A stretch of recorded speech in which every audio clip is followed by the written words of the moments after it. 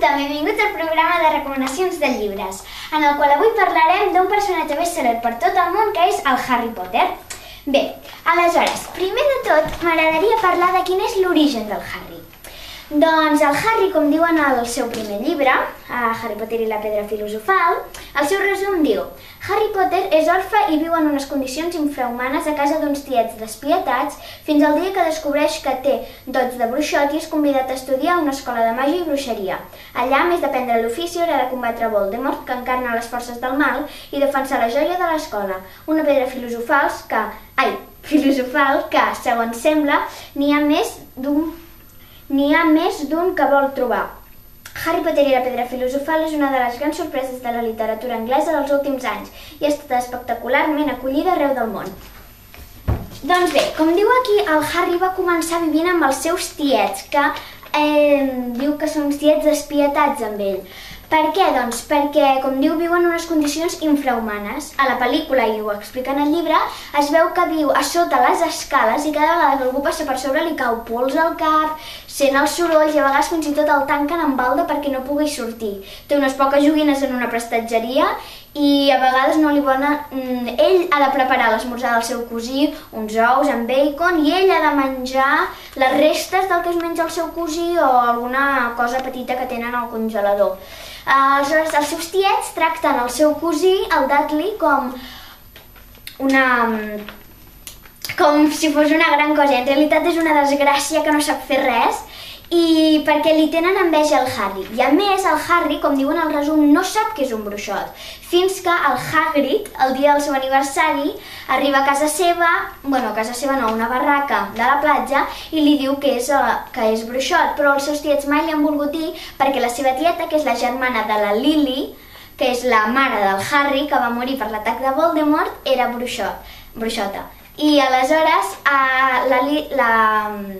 la tieta Petúnia, que és la germana de la Lily, sempre li ha tingut molta enveja i no li ha volgut dir al Harry, perquè es pensaven que per això el tractaven tan malament. No perquè fos fill de la seva germana, a la qual li tenia molta enveja, sinó també perquè era un bruixot i el tractaven com un bitxo raro, com si els hi molestés o com si fos alguna criatura rara.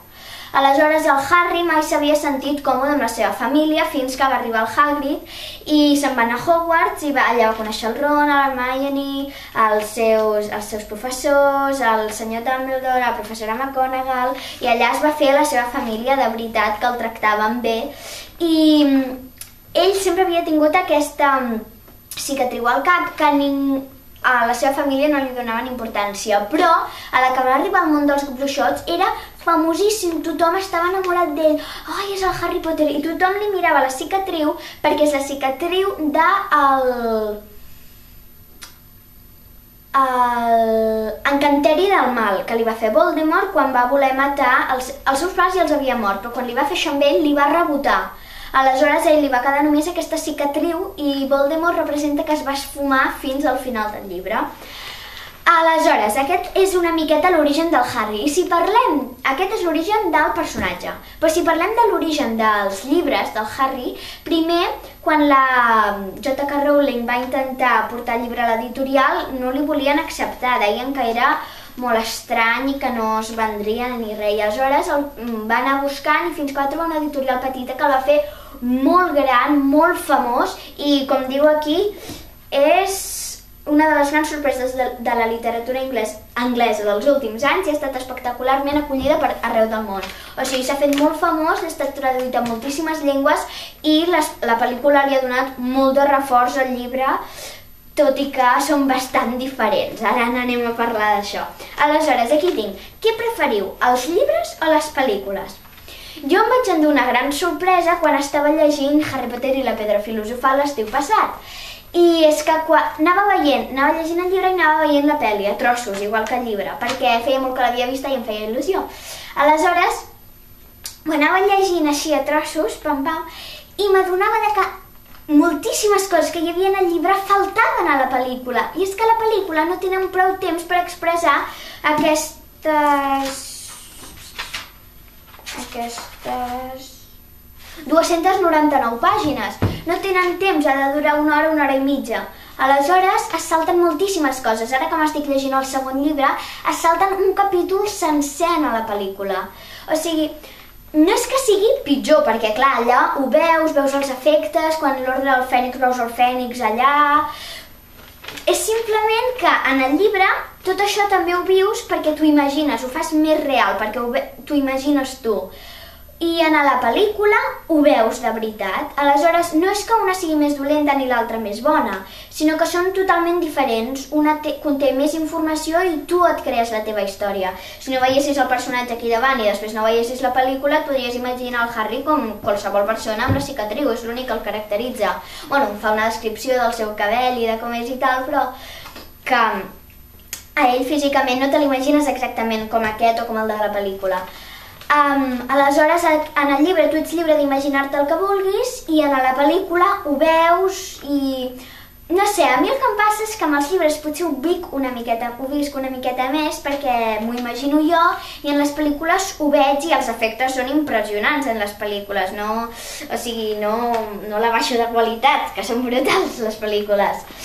Bueno, doncs això és el que us volia preguntar, què preferiu, si els llibres o les pel·lícules, si sou més lectors o més pel·lículers? Bé, aleshores, després anem a parlar dels personatges, perquè Harry Potter té moltíssims personatges, però n'hi ha uns que són els principals.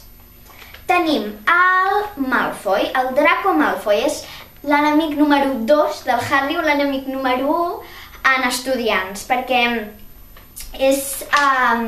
El Malfoy, el seu pare, el Lucius Malfoy, és un refinat, cabell ros, blanc, que sempre van així i són molt rics i volen el poder. Aleshores, quan el Harry coneix el Draco en el tren i a Hogwarts, veu que tracta molt malament el Ron, que s'ha fet amic seu al tren, i li diu: portes la roba dels teus germans perquè no teniu prou diners per comprar-vos-en de noves. I aleshores el Harry veu que és una mala persona, que fa sentir malament als altres, i des d'aquell moment, des que el Malfoy li va dir si volia ser amic seu i el Harry li va dir que no, s'han picat en totes les pel·lícules fins a l'última que s'ha fet. I sempre han sigut enemics i el Malfoy al final es fa de la banda del Voldemort i, bueno, no puc dir més perquè si no us espatllo la sorpresa. Però bé, que són enemics estudiants. Després tenim a l'Hermione, que és la millor amiga del Harry, es van conèixer també en el tren. És molt aplicada i és superintel·ligent. El Ron al començament li té molta enveja i fa perquè ella se sap tots els conjurs i ell ho fa tot malament, quasi bé. Aleshores li té una miqueta de ràbia, tot i que aleshores l'Hermione li sap greu perquè ella no vol ser aquesta tan estudiosa. Aleshores, al final es fan amics i els tres són un grup i al final l'Hermione i el Ron s'acaben fent nòvios, o sigui que no es porten tan malament. I, bueno, és la millor amiga del Harry, és superestudiosa, s'ho sap tot i és molt bona maga. Els seus pares, però, són muggles, que això és important, perquè en el llibre 2 el Malfoy li diu que és una sang de fang, que això ell l'ofèn molt, però el Harry no sap què és.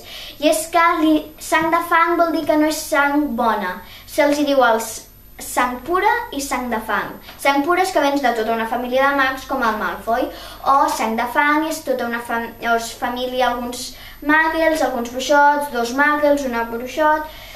És el que és l'Hermione, a ella li dol molt i, bueno, aquí sabem que ella és tan aplicada per intentar reforçar que els seus pares no siguin mags, perquè la gent no ho noti.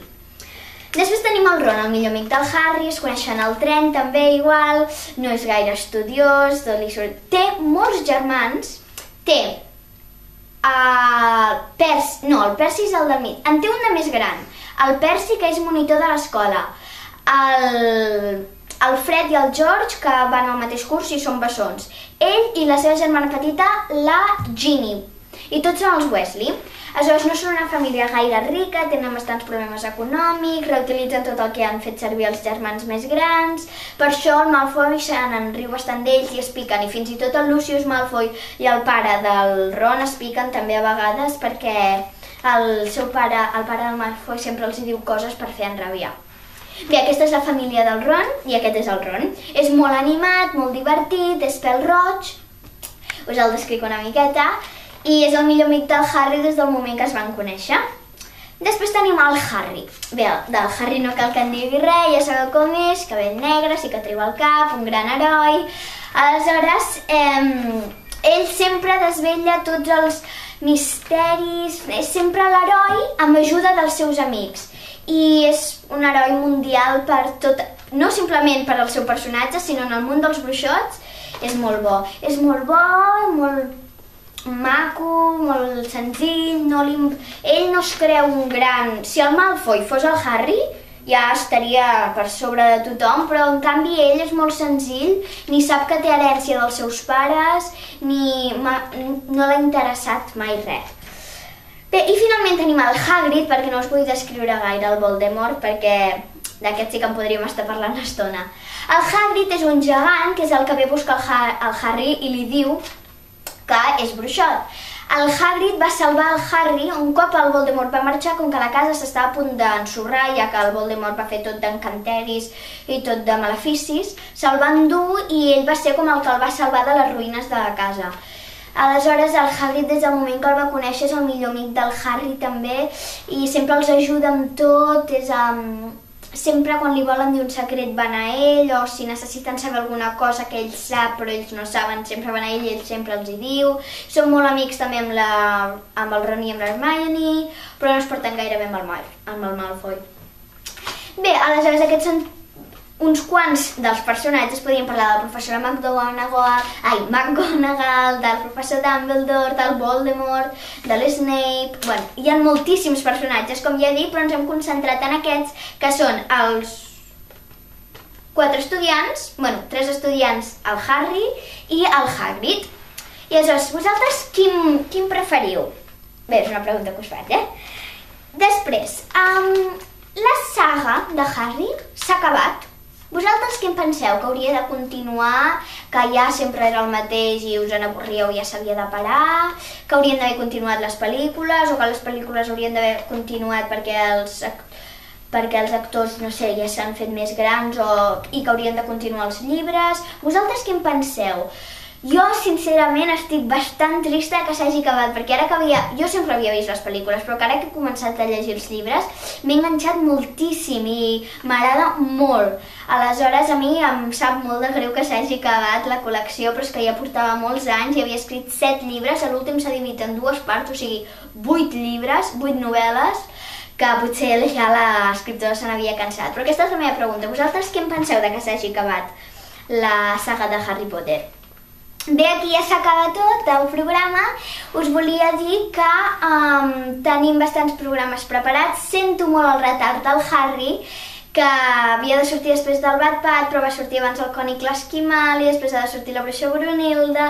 Ho sento que s'hagi atrasat tant, però com que és un programa tan complet, li volíem dedicar el seu temps i no havia tingut tant de temps perquè s'havien vingut els exàmens trimestrals, els finals, ara he estat ocupada també amb la setmana de Pasqua al blog, o sigui, ha sigut tot una miqueta així de festival, però ara ja teniu aquí el programa i espero que l'hagueu disfrutat molt.